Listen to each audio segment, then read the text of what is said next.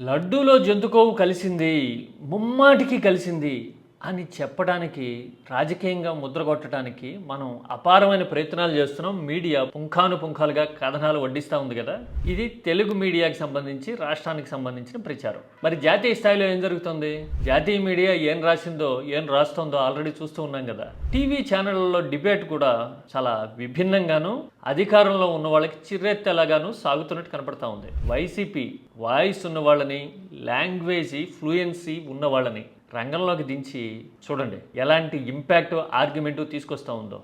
The IQ of Mr. Lokesh and the IQ of TDP is so low, they stopped at page 35. TDP ఇప్పటికే జాతీయ ఛానళ్లలో ఏ స్థాయిలో డిఫెన్స్లో పడిపోతా ఉందో, అబాసు పాలైందో. 23 లక్షల కోట్ల పెట్టుబడుల విషయంలో చూసాము. అంతకుముందు ఇండిగో క్రైసిస్ టైంలో కూడా చూసాం కదా. అంటే నేషనల్ లెవెల్లో వైసీపీ ఆర్గ్యుమెంటే ప్రివైల్ అవుతోందా? దేశమంతా ఇప్పుడు ఆంధ్రప్రదేశ్లో ఏం జరుగుతుందో అర్థం చేసుకుంటా ఉందా?